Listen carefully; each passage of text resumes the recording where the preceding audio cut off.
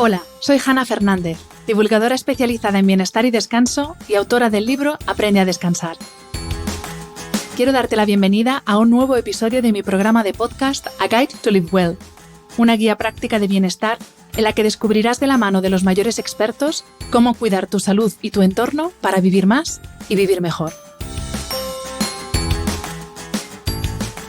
Bienvenidos al segundo de los 6 episodios que conforman esta serie especial del podcast y que he realizado a propósito de la última edición de la Feria Habitat Valencia.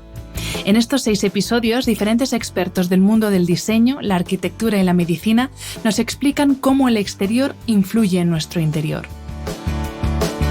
En esta segunda entrega, tengo el placer de charlar con la arquitecta Ana Ferrer y con Salvador Martínez, CEO de Green Area, y hablamos sobre biofilia. Efectivamente, sobre nuestro amor por la naturaleza. Los seres humanos tenemos una tendencia innata hacia lo natural. Por mucho que nos resistamos, por mucho que construyamos ciudades casi fortaleza cada vez más alejadas del entorno natural, todos sabemos que la naturaleza nos sienta bien. Si no, piensa en cómo te sientes tras un día en el mar o en la montaña y compáralo con cómo te sientes cuando sales de un centro comercial un domingo por la tarde. Somos naturaleza, por eso nos sienta tan bien. Y por eso, para tener una salud y un bienestar óptimos, debemos buscarla, integrarla y disfrutarla lo máximo posible en nuestro día a día, en casa, en la oficina y en todos los espacios que habitamos.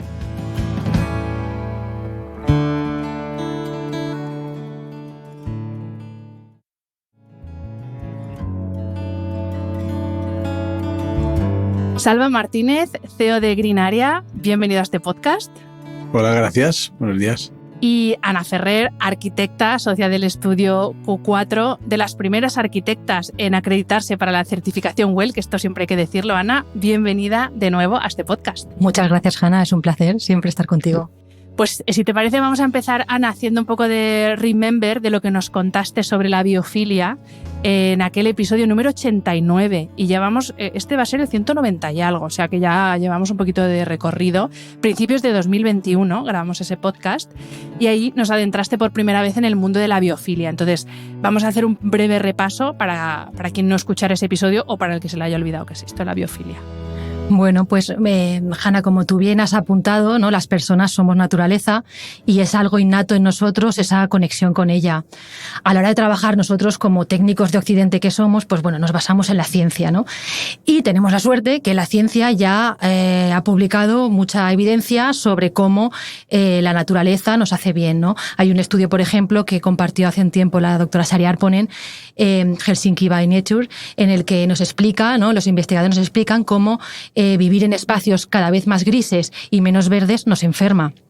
Dicho esto, el concepto de biofilia, como nosotros lo trabajamos, lo utilizó por primera vez el biólogo más importante de nuestro tiempo, Edward Wilson, que fue profesor de la Universidad de Harvard, y en 1986 escribió su libro Biofilia, el amor a la naturaleza o aquello que nos hace humanos. Que lo tenemos además, aquí encima de la mesa. Sí, es una edición en español que ha salido hace poco, o sea que es una posibilidad que tenemos muy chula de poderlo leer. Bueno, pues en ese libro lo que hace Wilson es que explora sobre la base evolutiva de la seducción que la naturaleza ejerce sobre el ser humano. Entonces, Wilson, años después de escribir este libro, junto a Keller, que era profesor de Ecología Social de la Universidad de Yale, lo que hicieron fue sentar las bases de lo que hoy conocemos como Biophilic Design o diseño biofílico, cuyo objetivo principal es restaurar esa conexión tantas veces perdida entre la naturaleza y las personas que vivimos en ciudades, ¿no? Yo siempre digo que desde el punto de vista evolutivo, el tiempo de vida en las ciudades es relativamente corto, es muy corto, y no estamos diseñados realmente para vivir en ciudades. Por tanto, ¿qué es lo que pretende hacer el diseño biofílico? Bueno, pues lo que quiere es darnos unas herramientas que nos ayuden a cómo proyectar un poquito mejor esas ciudades, esos edificios, para que sean más acordes a nuestras necesidades. Y esto se puede hacer tanto en edificios de nueva planta como en edificios existentes. Muy bien, pues ya que tenemos esta intro de la biofilia y el diseño biofílico, Salva, vamos a hablar de lo que vosotros hacéis en Green Area. Yo así, en vuestra web, he cogido la siguiente frase que te voy a pedir que me expliques porque me he quedado como estaba, porque obviamente yo no soy tan conocedora del diseño biofílico y de los productos que vosotros creáis, como por ejemplo Ana. Decís en vuestra web que sois expertos en soluciones biofílicas para el bienestar. Y ahora tradúcemelo, por favor. Exacto. Al final nosotros somos una empresa que nos hemos dedicado siempre al mundo del paisajismo y llegó un momento que nos salió también esa sensación de querer conocer, de querer entrar un poco en los interiores. Y es cuando empezamos a proponer estas soluciones. Al final nosotros somos y dependemos muchísimo de gente como Ana, del interiorista, del arquitecto, que es quien haga la propuesta. Y nuestra labor, creo que en todo esto, es dar esas soluciones. Lo hacemos habitualmente mediante plantas preservadas. Y si queréis entro un poquito en lo que es la planta preservada, que no sé si todo el mundo conoce. Ahora te voy a preguntar por el concepto, porque es otra de las dudas que tengo aquí apuntadas, pero esto físicamente, ¿en qué se traduce? Para que la gente se haga una idea de vuestro producto. Yo digo que son los jardines verticales estos maravillosos que vemos en muchos edificios, pero corrígeme si no todos los jardines que vemos son productos como los que hacéis vosotros. Esto es interesante porque hace 3 años hicimos en un cambio de catálogo, hicimos una propuesta y dijimos que es el allá donde quieras y como quieras. ¿Por qué? Porque al final se nos identificaba y todo se entendía como la decoración vegetal o se identificaba jardines verticales. Uh-huh. Y a partir de lo que queremos decir es que puede ser en cualquier lugar. No solo la biofilia es un concepto que Ana ha explicado muy bien y que es muy extenso, que no solo son que no solo son jardines verticales, que una foto, algo o la utilización de un producto natural que nos acerque a la naturaleza, esto es biofilia. O sea, uh-huh. Nosotros la utilizamos, por decirlo de alguna manera, el concepto y la utilizamos hacia lo que nos interesa. Volviendo a lo que me habías comentado, el allá donde quieras y como quieras era sobre todo porque pueden ser techos, pueden ser jardines verticales, pueden ser jardineras, pueden ser elementos. Nosotros tenemos hasta cabezas de animales en formas 3D forradas con ese producto, que lo que nos dan es distintas soluciones para que los expertos y los profesionales las puedan aplicar. Pues Salva, ahora sí, vamos a explicar qué es esto de vegetación preservada.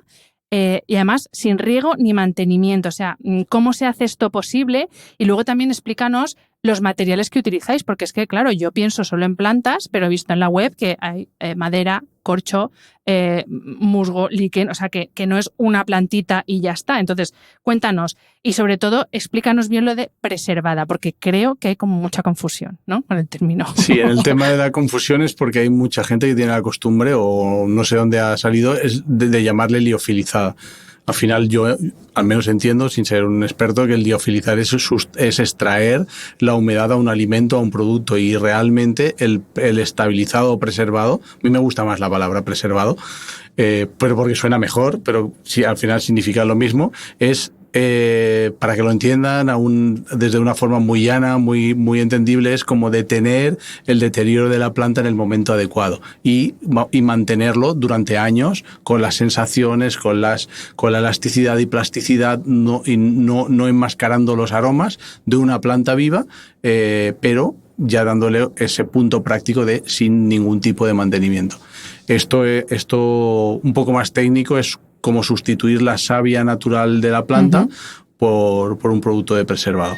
Aquí hay una anécdota, una cosa que yo cuento yo soy todavía de GB, ¿vale? Y hay mucha gente que no ha hecho esto, pero yo cuento que nosotros en ciencias hacíamos un experimento que era llevar un clavel blanco y tenías que llevar un bote de tinta china, ya podía ser o tinta rojo, azul o lo que sea, y te hacían dejarlo en la típica cubeta con la tinta, y al día siguiente volvías al laboratorio y ese clavel había cogido el color del que le habías puesto la tinta. Esto, más o menos, mucho más técnico, es porque la planta, una vez que la cortamos, va a intentar seguir haciendo su proceso vital, que es repartir su savia natural por todos los puntos de la planta. Y nosotros, en ese momento, lo que hacemos es que cambie por un producto de preservado. Está contado así un poco anecdótico y tal, pero yo creo que así también se hace más entendible cómo es. Y entonces no hay no hay que regarla, o sea, no tiene no es como riego automático o algo así, hay que ponerle algo. Esto yo creo que es una parte del éxito que manteniendo unas características muy similares a una planta viva,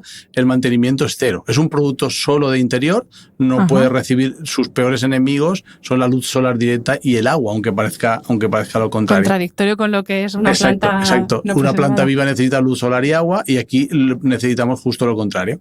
Entonces, también el cuento de veces es que hacen el efecto contrario, ¿no? Una planta viva nos va a tener su peor momento cuando más la metemos hacia un sótano, lugares o sombríos y donde le falta luz, y la planta preservada va a ser una planta que va a aguantar muchísimo más tiempo gracias a la falta de luz. Y en cuanto a las plantas o materiales que utilizáis, lo que te decía antes, ¿vale cualquiera? O sea, ¿lo podéis hacer con cualquier planta, con flores o solo plantas? Con flores sí. Lo que no vale es cualquier tipo de flor y cualquier tipo de planta. Eso empezaremos también en una parte química, posiblemente más técnica, pero hay plantas que por su fisonomía, por su tal, no se pueden preservar. Por ejemplo, por poner un ejemplo, las crasas, ¿vale? Pero hay un montón de plantas que no se están preservando porque todavía no nos ha dado tiempo o no ha dado tiempo a hacerlo y a probarlo. Pues ahora volvemos a Ana para entender cómo podemos aplicar esto que nos está contando Salva de esta creatividad vegetal, cómo podemos aplicarla en casa y sobre todo qué beneficios nos va a reportar el tener, es verdad, no son plantas vivas, es otro tipo de vegetación, pero bueno, también la planta no solamente es el oxígeno o mejor dicho, la limpieza del aire, todo el proceso con el aire, la planta también aporta mucho más, una planta viva o en este caso preservada. Entonces, ¿qué beneficios tiene y cómo podemos aplicar esto en los espacios que habitamos? Bueno, pues cuando hablamos ya hace unos años sobre este tema, os compartí algunas ideas sobre los 14 patrones, ¿no?, de diseño biofílico publicados por Terrapin. Hoy, como hemos hablado de Keller, pues os quiero contar, ¿no?, o quiero daros estos ejemplos englobándolos en su metodología de trabajo, ¿no?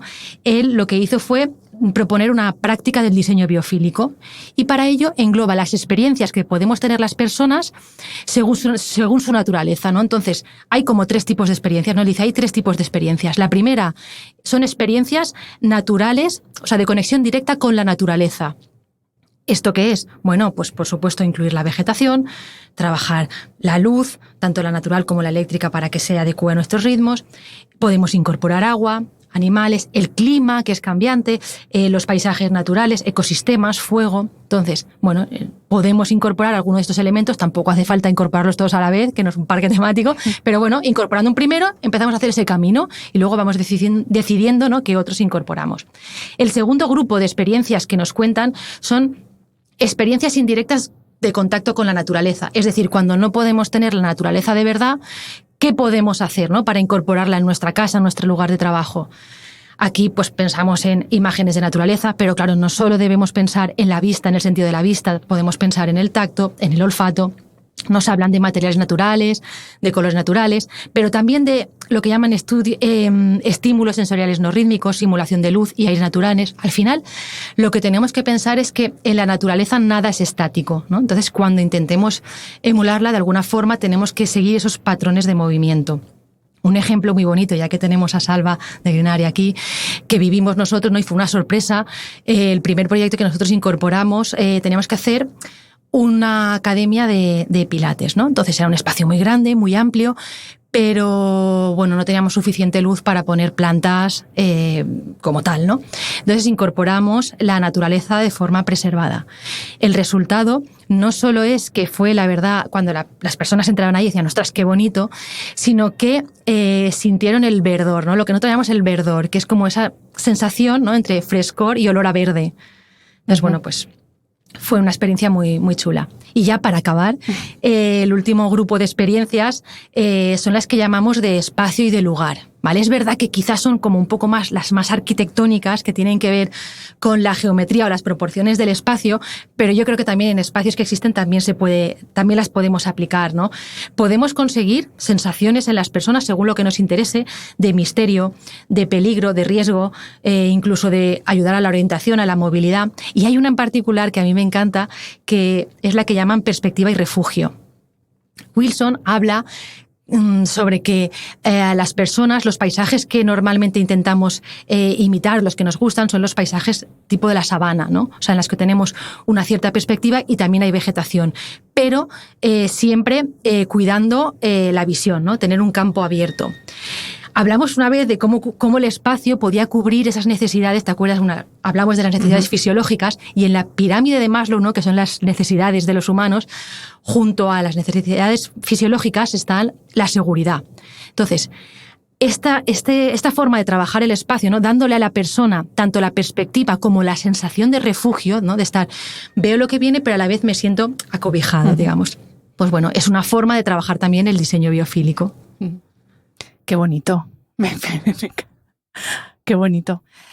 Pues Alba, vamos a hablar pues de esos beneficios ya directamente a través de lo que vosotros hacéis en Greenaria, porque una cosa que me ha encantado, este podcast es sobre bienestar, pero sobre todo yo me centro mucho en el descanso, en el sueño y en el descanso, porque creo que es uno de los grandes males del siglo XXI. No dormimos y no descansamos porque no somos capaces de relajarnos. Y precisamente una de las cosas que he visto en la web que decís sobre vuestro producto es que, o sobre lo que hacéis es transformar ambientes que sorprenden, inspiran y relajan. Y eso ya me fascinó directamente, porque claro, en el mundo en el que vivimos y que no siempre el diseño está pensado para relajarnos, sino que hay veces que está pensado para que nos aceleremos y así compremos más, comemos más, en fin, está muy bien pensado.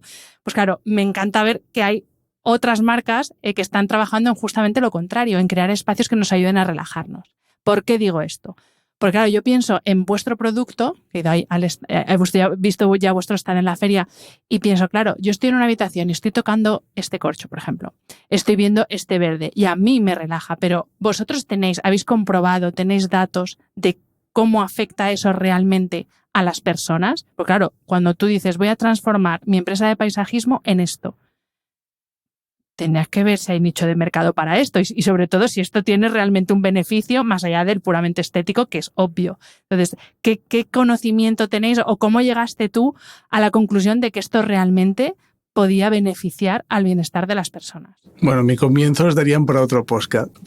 Los puedes contar, ¿eh? Pero sería muy extenso, pero durante mucho tiempo yo tenía la sensación que me consideraban como el loco de los verdes, ¿no? Que posiblemente hoy en día el tema biofílico está muy tenido en cuenta, sobre todo en los espacios espacios de oficinas, pero ya también en espacios de hoteleros, incluso ya poco a poco, gracias a estudios como el de Ana, también en la vivienda particular, que ahí parece que es el gran olvidado. Nos preocupamos de la oficina, pero también, sí, es verdad, pasamos muchísimo tiempo en la oficina, pero también en casa.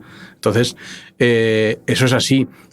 Pero me acabo de... No, te preguntaba... Bueno, me ibas a contar tus comienzos, que me has soltado ahí, vale, y ahora luego me dices que no, pero haznos un spoiler de qué comienzos. O cómo llegas tú del mundo o al mundo paisajismo.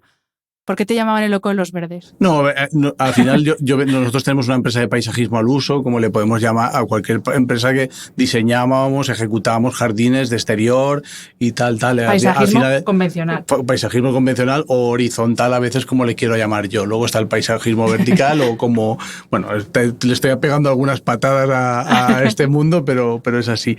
Entonces, al final esto es un contexto de crisis, 2008, 2009, 2010, en los que tomo la decisión de ir por distintas ferias que tienen que ver con el paisajismo alrededor de Europa, ¿vale? Y poco a poco nos vamos dando cuenta de que hay un producto que es muy interesante, que es el que hoy en día estamos trabajando y nos funciona genial, y poco a poco nos vamos metiendo en ello. Y esto, yo como anécdota siempre cuento el principio. Para mí, llegar a una oficina, cuando estamos ejecutando un edificio de oficinas o cualquier vivienda, que incorporar la decoración vegetal, la biofilia y todos los productos que llevamos era algo difícil, porque el arquitecto, el que tomaba la decisión de compra, hay un montón de partidas donde dedicar el presupuesto, y la decoración vegetal era casi una obligación que yo metía dentro de esto. Hoy en día